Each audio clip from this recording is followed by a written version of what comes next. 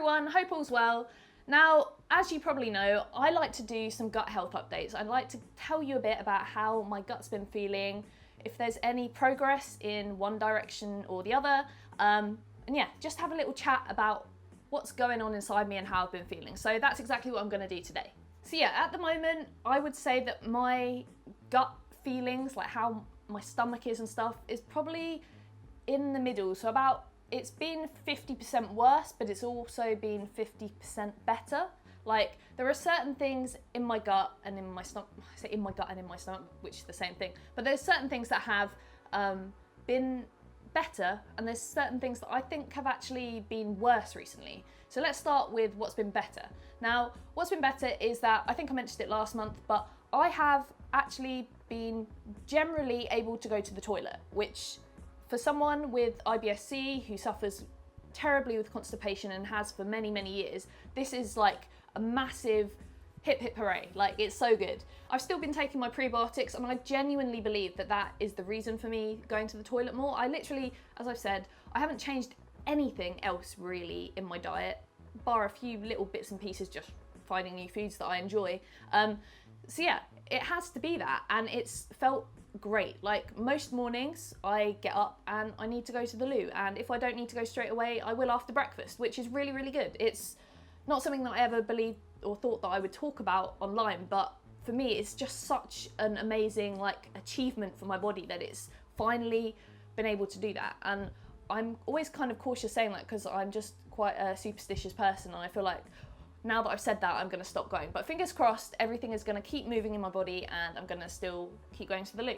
The bad thing is that I always believed that my bloating and my constipation kind of went hand in hand. So if I didn't go to the toilet, my bloating would be worse. And that probably is the case. So if I was still very, very badly constipated, my stomach probably would be worse.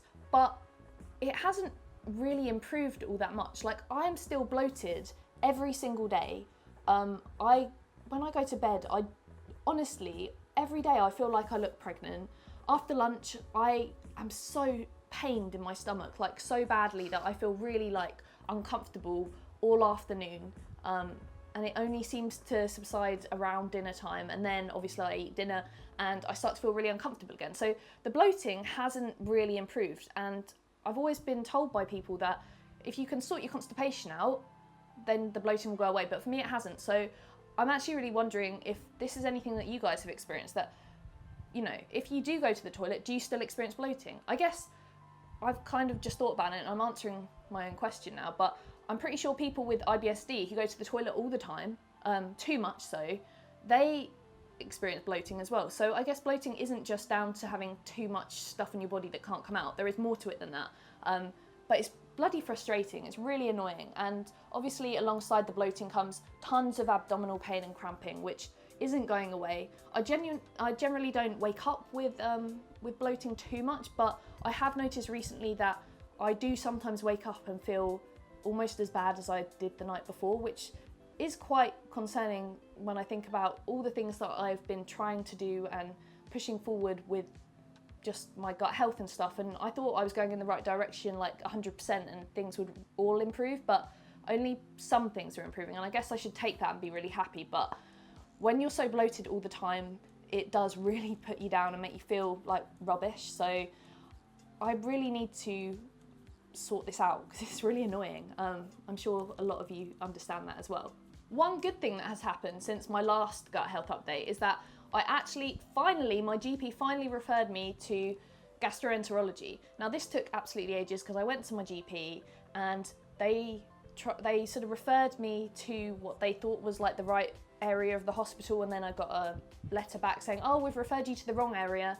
Then they had to rearrange my appointment again, and it's taken so long. So I've only very recently actually had my appointment, and I was really like excited for it and looking forward to it and hoping that things would be sorted out. It was the first time that I was actually going to speak to a gastroenterologist about my SIBO results, which I was sort of really hoping that something good would come of and that maybe I would be able to get some treatment and everything. So yeah, I went in and it wasn't as good as I'd hoped. I mean, I shouldn't think of it too badly, but he kind of asked me all those sort of standard questions about what I've taken in the past, any other medical conditions and stuff that I've had, and just all about my symptoms. And then he was just sort of saying that maybe I should take some laxatives and stuff. So one good thing is that he explained to me about different types of laxatives. So he explained that stuff like Senokot is something called a stimulant laxative, which is a bad thing to take in the long term. You should, like, for people with IBS, I've always heard that Senokot is a really bad thing, full stop, because it doesn't really go well with your stomach. But there are other types, which I can't remember the name, but there's 2 other types of laxative, which are much more natural and just actually bring more water into your gut, which helps you go to the toilet more. So they are things that you can take on a long-term basis. And he was like, you know, maybe we should try you out with some more of these. And I said, like, I've taken some of these before that the doctors have given me, and they didn't really work that well, but he was very insistent that I tried that. I then asked him more about like my SIBO results, and he was like, well, I can see that you've had these done and it shows this, but it's very unlikely that you do have SIBO, which confused me because the results actually say on paper and signed by doctors and gastro people that I do have SIBO. But he said it's very unlikely because most people that I've ever seen that have SIBO have other underlying conditions as well. So they might have diabetes or almost diabetes, and then there were loads of other things that he said which obviously I don't have. So he went and gave me some blood tests that I had to go and do, just to check that I didn't have any of these things, but which I haven't got the results back for, but I'm pretty sure I don't. And he said, if you don't have any of these sort of things like diabetes, then you're probably very unlikely to have SIBO, which I found quite confusing, and I would love to understand that a bit more. So if anyone knows any information about this, or if anyone has SIBO and does or doesn't have any other sort of conditions, I would love to hear what you have to say about this, because it really confused me. And he also said that you don't really get SIBO if you have the constipation sort of IBS. It's more about the people who have diarrhea. So that confused me. I mean, like, I've read about that as well, that it's more likely for people with IBS-D to find that they have SIBO, but it's not 100% unlikely for people with IBS-C. So it very much confused me. And he said, you know, we'll do these blood tests, and if it doesn't come back that you potentially have something like diabetes or these other things that I can't remember, then we'll just put that to bed and we'll say you don't have SIBO, we'll ignore these results, and we'll just continue trying to find other ways of doing stuff. So I was a bit disappointed about that, because he kind of just sort of slated it, and I guess I should be happy because he was basically saying I don't have something, but I didn't feel very reassured by how he spoke about it, which was kind of frustrating. I did mention to him that I have been going to the toilet a little bit more since I started taking a prebiotic, and he sort of didn't really take that on board. He just said, well, you've got IBS-C, so we need to sort out the constipation, and we'll try laxatives, and we'll try this laxative. If this doesn't work, we'll try it for 6 months. And if this doesn't work, we'll try another one, 6 months, another one. So it'll take freaking ages if this is the route that he wants to go down, which is really, really annoying. And it does make me kind of want to go and see someone privately, potentially, who could do this process maybe a little bit quicker than that. I don't know.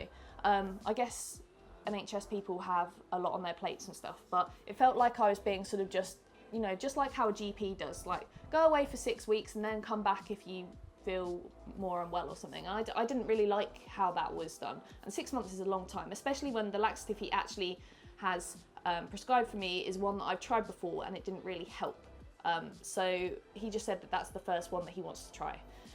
So I also said to him, after I said, you know, I have been going to the toilet more, I said, well, it's all well and good you saying that, you know, let's try this and see if it really, really gets rid of the constipation entirely. But what about the fact that I can't eat all these foods? It's not just the fact that I can't eat them, but it damages like my social life, and going out to restaurants is really difficult, and it's a real big struggle. And I've been on the low FODMAP diet, and I still struggle with stuff, and I struggle with foods that are low FODMAP. I still can't eat them. There's certain things, it's definitely not just about that, it's about so much more than that.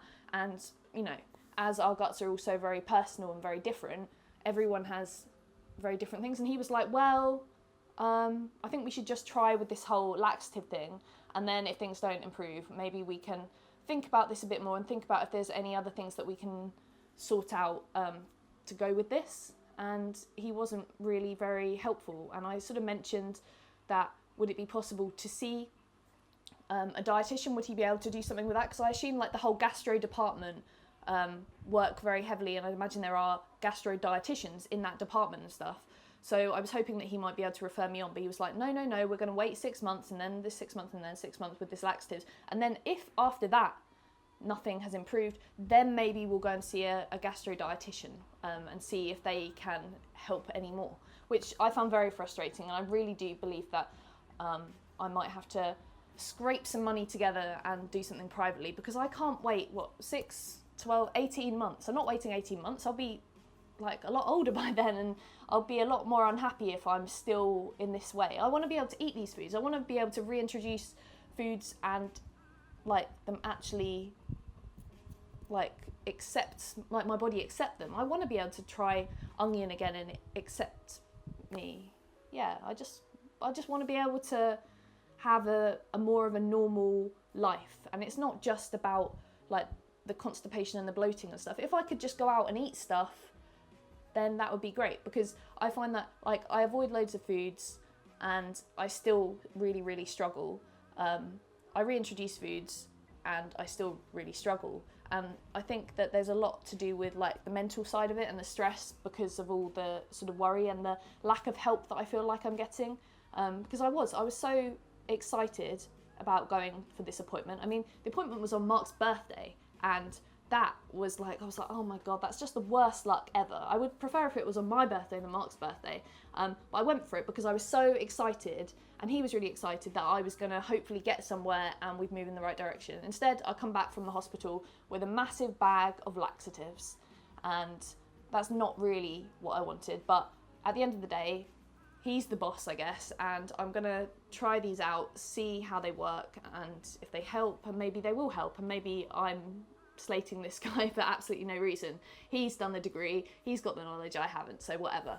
But yeah, I'd love to know what you guys think and where you guys are at present in your sort of gut health journey, because every single person in this world is on a gut health journey, really, if you think about it. And I'd love to know what's going on in your stomach, what's going on in your heads, how you're feeling, because I know what it's like. It really, like, what happens in your gut messes with your head so badly, and it makes you sad sometimes. And over the past few weeks, with every time I eat lunch, I've changed my lunch so much. I was eating a sandwich, then I was just eating like literally plain meat, just plain white meat. I was eating such random different things, like really simple things, to try and work out what the problem was, and nothing changed ever. Every day Mark's like, oh, how are you feeling after lunch today? Like in a really positive way, expecting me to be like, oh, I'm fine, had a boring lunch, but I feel fine, so it's all good. No, every day I'm in pain. I'm not really looking forward to lunch today, if I'm honest. But yeah, I guess that is my gut health update this month. I don't really have anything else to add, I don't think, but let me know if you enjoy these gut health updates.